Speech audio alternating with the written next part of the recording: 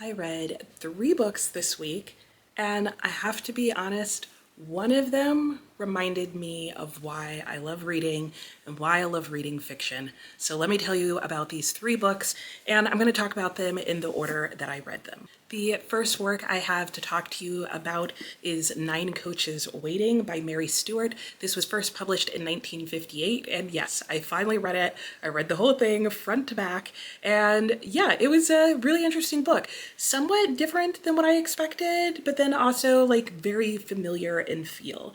So this is, I would call it a Gothic mystery. It wasn't written in the general Gothic period, which is considered to be in the 1900s. This was written in 1958, but it's definitely following and using a lot of tropes from that time period in terms of like spooky, isolated setting, mysterious, evil, villainous type people, and strange, maybe supernatural happenings that, get uncovered and that kind of thing. So I was definitely looking forward to reading this book, and as I opened and read the first couple of pages, I was like, oh, that's right, this is Gothic. Like, that was why I wanted to read it. I had forgotten over time. Plus, the back of my book really doesn't tell you a lot about the book itself. So, yeah. This is the story of Linda Martin, who is orphaned, friendless, and the new governess of Philippe, who is the 9-year-old Count of Valmy. And Linda, our protagonist, is seeking to escape her rather bland life in England, and so she runs off, or really gets hired as a governess, to a family that lives in France, and this seems like the dream job for her to finally go back to her original home of France, which she left when she herself was about 9 or 10, and also to find herself, instead of in an orphanage or a large group of people, inside the home of a family. She may have bitten off more than she could chew, not in terms of taking care of Philippe, but she does find herself in a very remote and sort of creepy, isolated estate. Even though the family is there, they also have their own things that are making them stand out to her as being not the usual and typical family. And sure enough, the longer she is there, the more she comes to realize that this may not be the family home that she was hoping for. Let's just say for sure that Linda is not about to stumble across her found family. This book is pretty well plot driven, so I'm not really going to talk about like the themes and ideas this book discusses so much as the plot and the trope that is involved, and a little bit about the way the book is structured. So this is definitely a fast-paced novel. It is plot driven, even though there is some decent characterization going on. The whole thing is just, driving you along a creepy highway on your way to this mansion to meet the creepy people who live there and to have creepy adventures. Like, that's the whole thing. And it's like creepy in the 1950s kind of way, not in today's modern like standard and understanding. It is the mysterious old manor type of environment that you will come across here. I would say this is going to feel more like a thriller or that kind of thing, where there is a lot of threat and danger to our protagonist, and she's constantly, struggling just to survive. And that's not even happening all the time. Like, it does start out with a very mysterious atmosphere, and there's events and accidents that are happening that it's unclear as to why.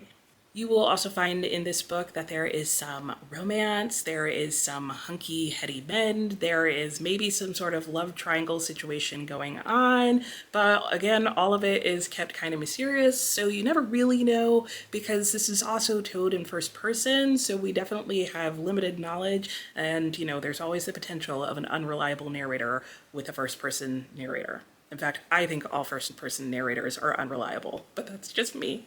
So I think this book was really successful when it came to the pacing. I thought it kept a pretty consistent pace. It was well paced for the types of thrills and spills that it was trying to communicate to the reader.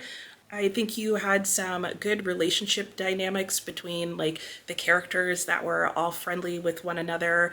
I thought it did a good job of pairing loners together. And I have to admit, I was a little surprised, but I did tear up a little bit at the end. Like, I was, it moved me at one point, so Bonus points for that. I did come across quite a few cons though while reading this book.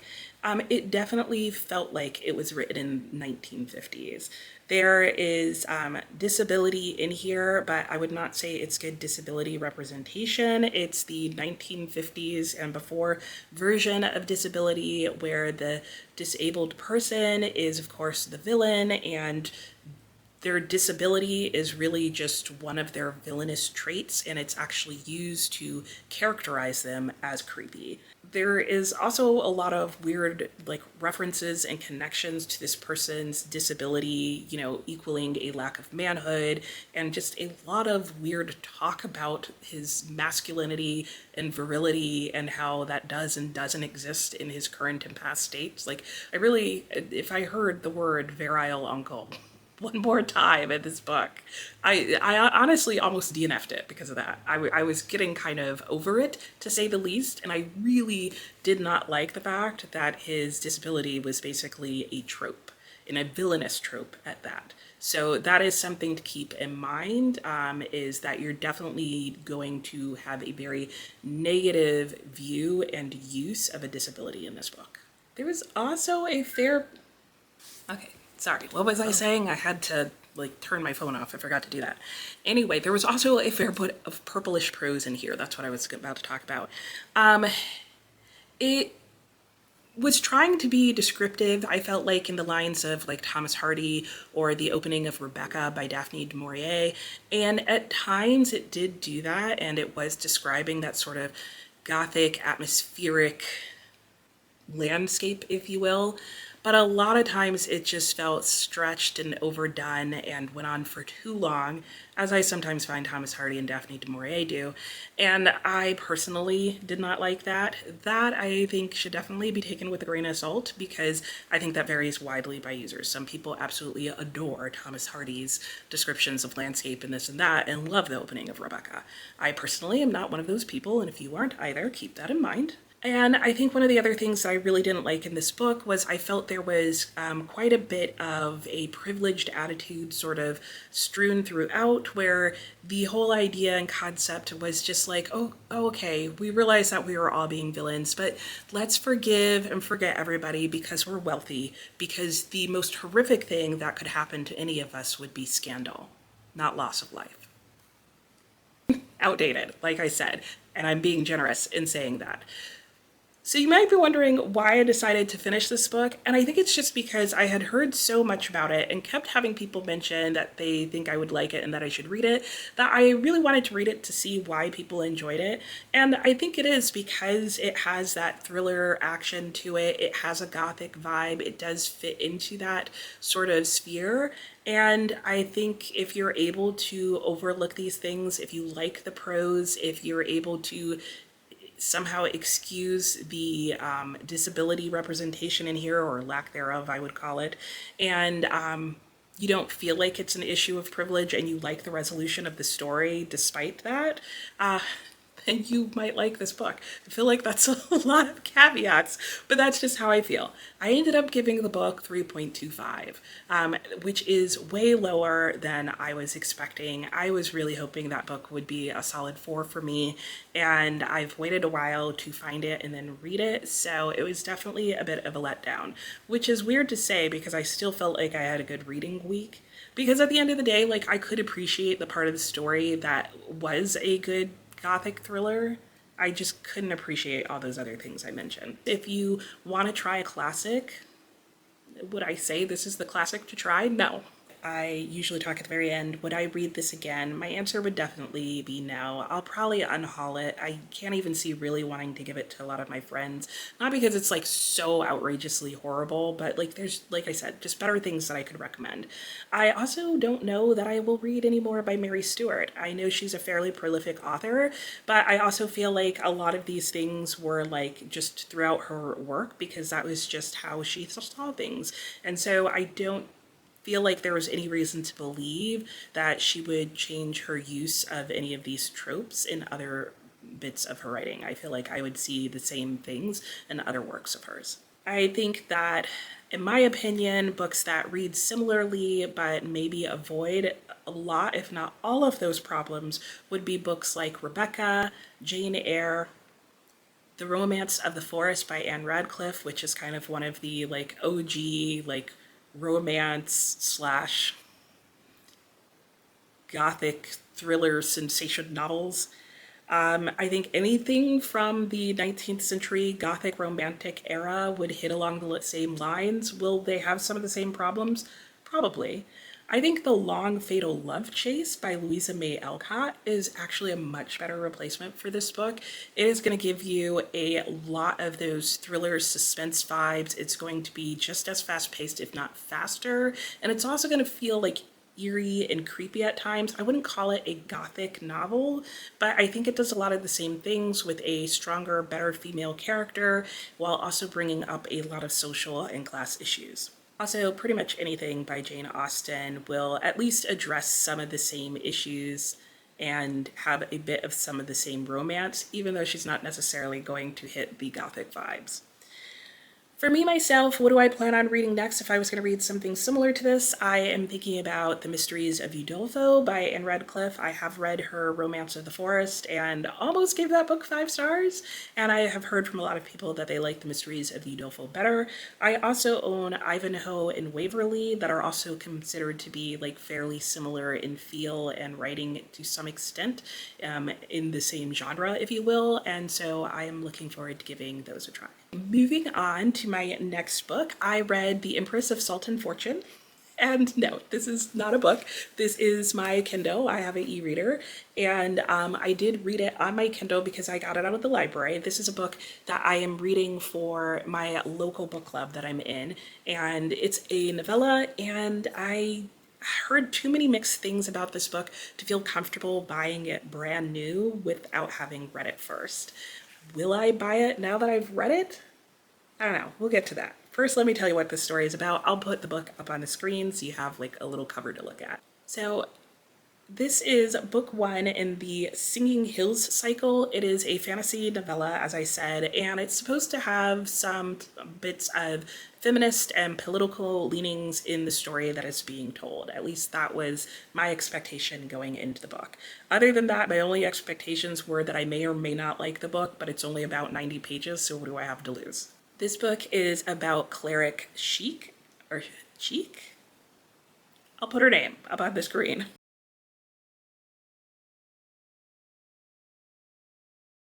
And she is part of an organization or an order, basically, and she is, for all intents and purposes, an archivist.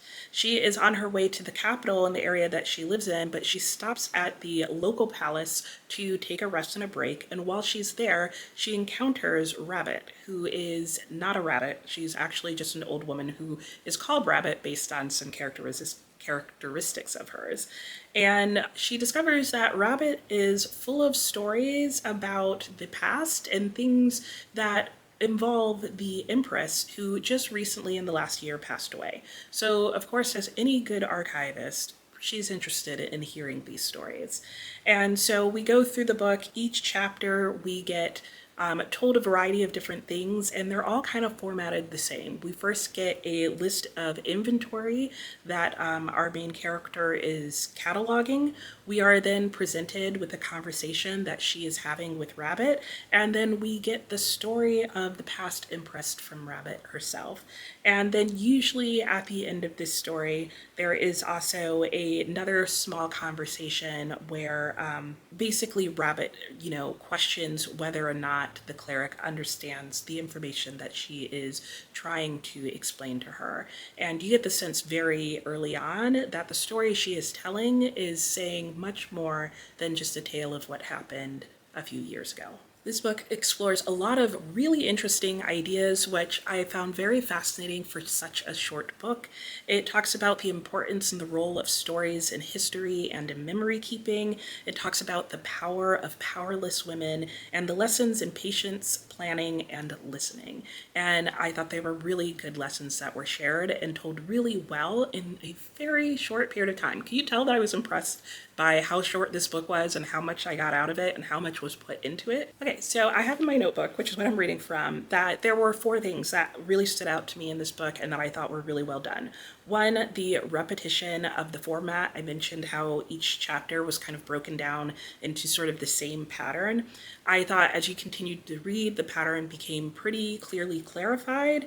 And I also felt like it was a good driver of the story. Like you kind of knew what to expect in each new chapter, and it kept you wanting to read the next chapter to see what was she going to find next, and how was that going to be connected into the story, and what was the story going to be, and what was the conversation between Rabbit and the cleric going to be next. So I really thought that that was handled very well. I also felt like the characters were very distinct as well as relatable. They were characters that were easy to sympathize with and empathize with, and I found myself doing that with both. Even if I didn't necessarily agree with all of their choices, I did find a point of understanding. I think the other thing that I really enjoyed in this book was there were a couple of plot twists that I did think were on the side of surprising and were well added into the story in such a way that they were not frustrating, if you know what I mean. Like I find that sometimes plot twists can be thrown in there just to sort of seem like they're intended just to get a gasp from the reader. I felt like these were meaningful things that were presented in a way that felt real and not just shocking for the sake of having a shocking moment. There was, I guess, one con to the book, and I felt like it was just the very few opening pages. I felt like there was something about the way it was written or what was being said that was kind of unclear, and I initially struggled to get into the story and figure out where we were and who was talking and what we were talking about and what was happening. And I think that's unfortunate because, especially in a short story, you have so little story to go that I don't think your opening of a book can be wasted with unclear events. And there wasn't a lot that happened at the beginning. I guess I just felt like the setting was hard to grasp at first. And it actually wasn't until chapter 2 or 3 that I finally started to feel like I knew where we were supposed to be. And I'll be honest, if it wasn't for the fact that I needed to read this for a book club, I may have temporarily put the book down and just come back to it eventually one day, because it would have been something that I'm like, this is weird and unnecessarily complicated. Moving on, let me read something else and get back to it when I feel like decoding an opening to a book. Despite that, I still gave this book somewhere between a 4 and a 4.5. I really still can't decide because I think I really didn't like the opening, but I really did think the rest of the book was good. I was very impressed with just the whole story that came together overall and the messages that were dropped throughout the story. It was unexpected for me and I really enjoyed it, and I can see why so many other people enjoy this book. So if you like slow reveals but fast-paced plots, I think this is a book that you would enjoy. It also has a bit of an embedded narrative in it, which I personally always like. It is a shorter read, which I know is very appealing to a lot of people, so I think it's a great book for somebody who doesn't have a lot of time. I think the way it's structured, chapter by chapter, being its own sort of complete unit, makes it a book that would be really easy to pick up and just read a quick chapter before you go to bed, in the morning when you're drinking your coffee, or when you have a break or something like that, and to put down and pick up the next day or a couple of days later and not feel totally lost. I wouldn't stretch it out over too long a period of time because I feel like you do kind of need to keep the thread so that you can piece all the parts together. That is important towards the end of the book because it's not really going to be done for you completely. I think if you like strong female characters in your book, you will like the ones in this, especially because they're not all saintly or all, horrible people. There is a nice moral grayness throughout, but not in a dark way, if that makes sense. I think if you like stories that are simple but have really rich backgrounds that make you curious to learn more about their settings, this is a really good book for that. And I would also say it's a book where you need to be okay with not having all of the information, but having enough to understand. So would I read the next book in the series? Honestly, probably not. It is a fantasy story. Fantasy is not totally doing it for me. I don't know that I really want to continue on whatever the journey is going to be or whatnot. And it seems pretty clear what direction the story would move in. And I think honestly, it would be really good. But I just don't think it's a story that I'm particularly interested in following. I would read more by this author, however. I did realize in looking it up, which I don't know how I missed this, that this is also the author of The Chosen and the Beautiful, which is a Great Gatsby sort of reimagining or retelling. I guess it's really a reimagining. I don't actually know. I have become more interested in books that were inspired by The Great Gatsby, and now that I've read some of this author's writing, I am definitely interested in reading this work by her.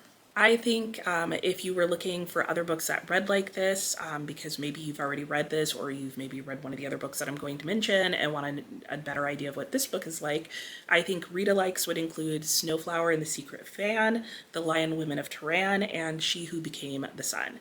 I think all three of those books have plot twists that aren't the same plot twists between any of the books, but they are handled in similar ways. And I think there are aspects of the setup and feel of the book in terms of having slow reveals that finally bring you to a complete understanding of the characters and the story and their lives, all develop in a very similar fashion. And I think the world that this is in is going to feel very similar to the fantasy world of She Who Became the Sun. Someday I would like to read a memory called Empire. That is a book that also seems like it will deal with similar issues in a kind of similar Empire type of way and feel. I would also like to read Upright Women Wanted and Translation State. Those are two other books that touch on some similar touchstones that come up in this story, even though at least Translation State, I believe, is science fiction as opposed to fantasy. And then finally, what I will probably read next that will be most similar to this book is A Psalm for the Wild Build. I don't know exactly the connection between the two, but I could see some of the connection coming into the philosophical idea of storytelling relating to one another and people traveling around and journeying. I can see those elements being similar, and maybe there are elements in both of these books that are more similar than I even realized. So let's move on to the next story that I have. This is it. This is the book, guys, that reminded me why I like to read and why I love reading fiction. And that is Children of Time. This is a big chunky book, 600 pages of science fiction, and I've heard nothing but good things about this book. But guys, it has been sitting on my shelf for at least 4+ years, and I regret those choices. But maybe now was the right time for me to read this. I don't know. It's hard to say, but I definitely wish I had read this book a long time ago. But at least I appreciate it now. So let me tell you about this book.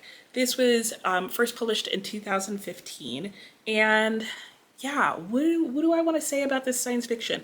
Is this space opera? I really don't know. I don't know my subgenres of science fiction very well, so somebody else will have to tell me or tell you in the comments what subgenre of science fiction this would be considered. Let me see if I can pull this all together and tell you what this book is about. I'm just flat out gonna read out of my notebook because there's so many ways you could explain what this book is about, and I don't know, it's just hard to know what touchstone to go with, but I wrote something down, so we'll go with that. In this work, humans have reached the height of advancement and have moved on to new stars and new planets, and have already begun terraforming other planets as possible places for human life to continue to thrive on. They've finally reached the point at the beginning of this book where they're ready to start a new colony, and they've got a whole scientific experiment ready to happen. And, we start with what could possibly go wrong? Well, as turns out in most sci-fi, pretty much everything.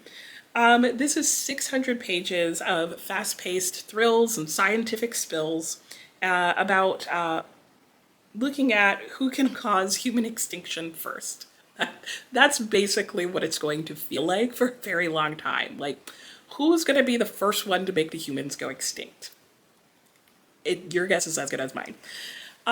But yeah, there are a lot deeper ideas that go on in this book. But one of the things that I liked about this book was the layers of meaning in it. You could literally just read this book as a really well-paced, for the most part, science fiction adventure story. You could read it as philosophical fiction. You could read it for the science. I mean, there's just so many levels and ways to reading this book, and you're probably going to do all of the above at the same time. At the end of the day, while this book covers a lot of topics like manifest destiny, religion, generationships, social hierarchy and ethics, the course of all of human civilization and how that just repeats itself, I would say at the end of this day, this book is mainly about the exploration of what prevents humans from progressing and what, if anything, can be done about it. And done about, like, what can we do about the fact that, like, we are constantly our own worst enemies. That's a lot of what it's coming down to. And we are. We are. So what did I think was successful in this? I would say two things. The ideas or themes and the characters. I'll start with the characters because those are slightly simpler. I think there was a really great mix of beings in this book, shall we say. They were really interesting, really fascinating, and really surprising.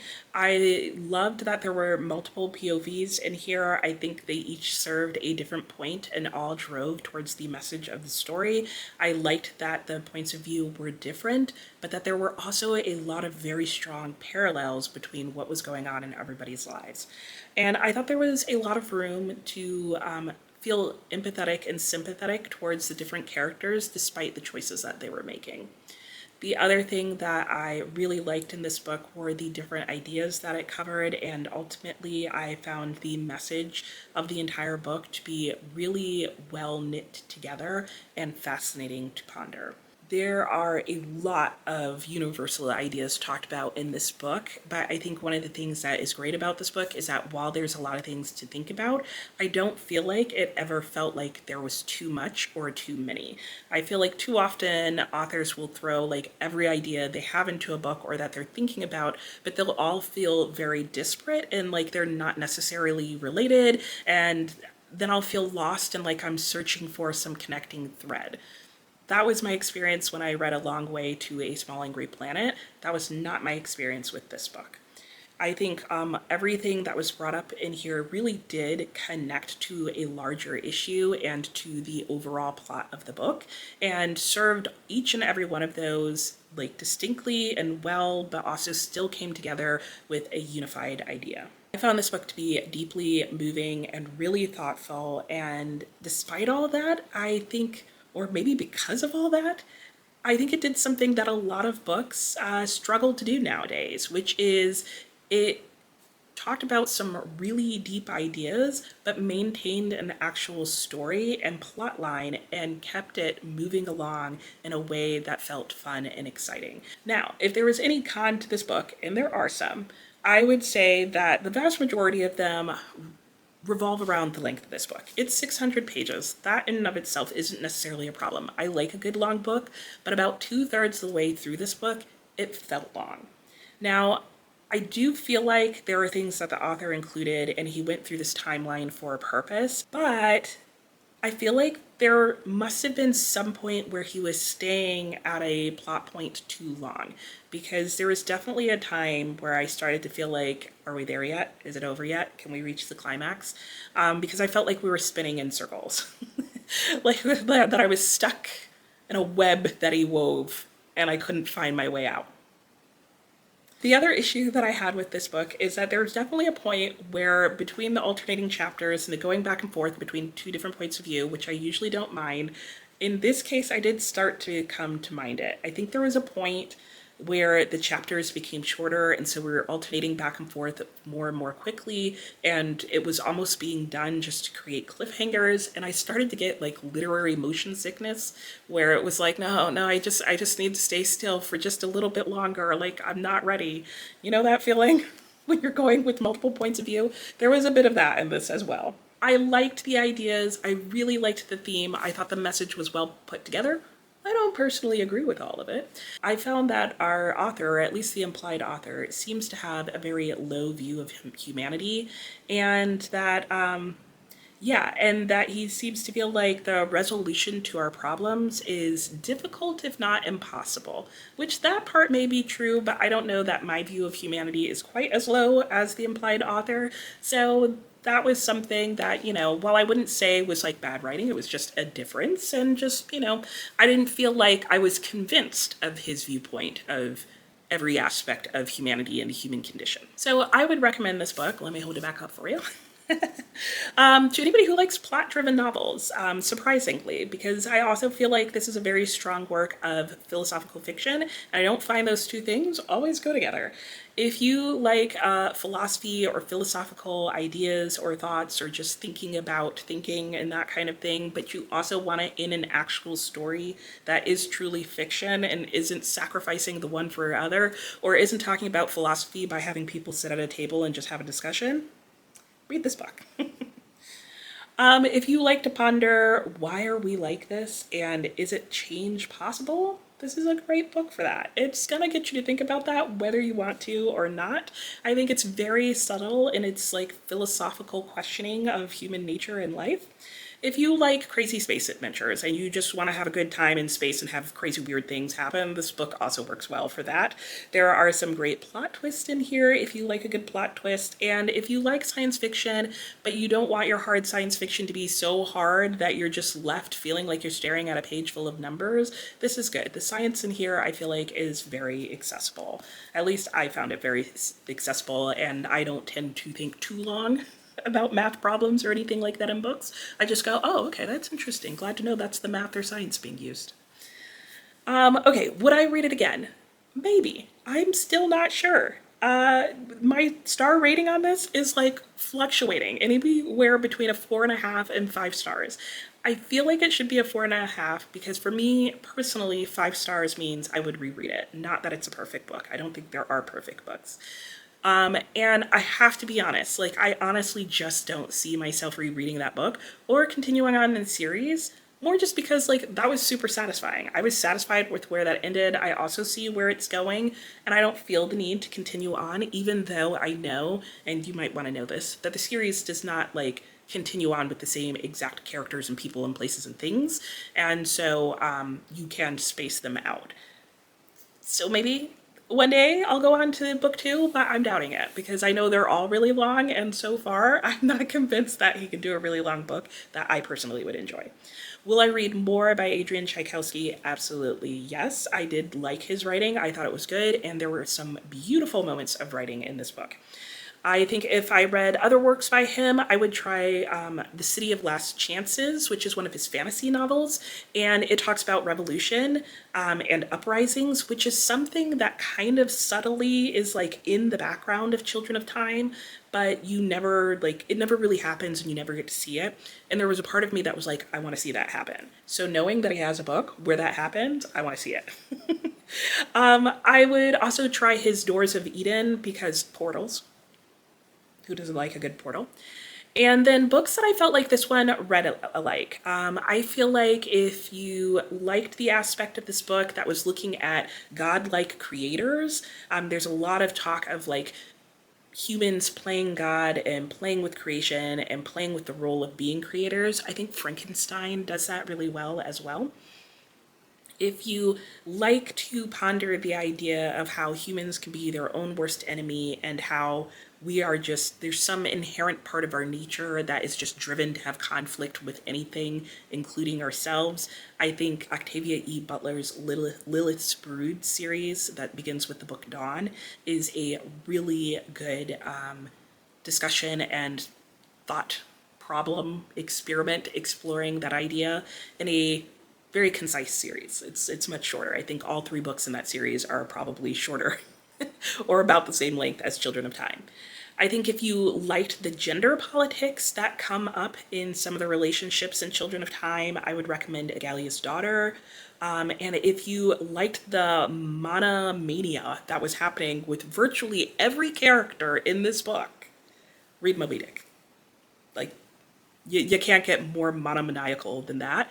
And it also gets back to some of those philosophical like discussions and thoughts surrounding monomania and what the problem with monomania is for the human race and what its virtues are or could be. Someday I would like to read the following books for the following reasons. We Are Legion, or We Are Bob, is that the rest of the title? Something like that. You'll see it on your screen. I want to read that because it gets more into this idea of human uploads and AI and the mixture of humans and AI and like, will that help or kill us? I'd like to read House of Suns because it gets more into this idea of a fragmented self. I'd like to read Generation Ship because I've been wanting to read books that are about generation ships and that look at the idea of, hey, if we build these ships that can take us, light years away and we're on them for decades or centuries, what are the problems that could arrive on a generation ship? And there's literally a book called Generation Ships or Generation Ship that looks at this idea. I was completely unaware that this book was going to have a generation ship and start looking at those ideals. So I was very happy about that. And I liked looking at and thinking about the problems related to generation ships just as much as I thought I was going to. And I'd also like to try the book To Like the Lightning, which is about utopians and gender politics, because I did like that in A Galley's Daughter. I liked that in Children of Time, so I'm pretty sure I would also like that in that book, potentially. That one sounds a little bit on the side of, like, maybe too much on the side of fantasy for me, so we'll see. What will I read next that this book has inspired me to read? Gilgamesh, for sure. The Epic of Gilgamesh, as well as book 2 in the fantasy series I'm working on, because the ship in Children of Time is called Gilgamesh. And I haven't read the Epic of Gilgamesh in a long time, and I don't want to look it up. I want to read that so I know why. Why someone would call their ship Gilgamesh. Like, what thought was going on there and what does it mean? And then the other book I'm thinking is Years of Salt and Fortune? Years of Salt or something. Salt and Rice? The Years of Rice and Salt. I had to look on my bookshelf, The Years of Rice and Salt, because some of what goes on in this book kind of reminded me and felt like the idea of alternate history, though this is not an alternate history book per se, but there were just things that were going on that made me think about science fiction and alternate histories and how could things for the human race be different and how might some little change like alter our future or alter our past that would then alter the future. And The Years of Rice and Salt is an alternate history sci-fi, so seems like a natural one. So those last two books are the ones that are most likely to come next, just because they're two of the books that I actually own. So that is it. These are the 3 works that I got from, I guess I'll just put up on the screen the one that I read on my Kindle. And I really enjoyed most of them and at least could see why this one was really popular. Let me know if you've read any of these 3 books, what you thought of them, and how your week of reading is going. And I'll talk to you next time. Bye. There was also a fair... My phone. Who's texting me? Read any of these 3 books, what you thought of them, and how your week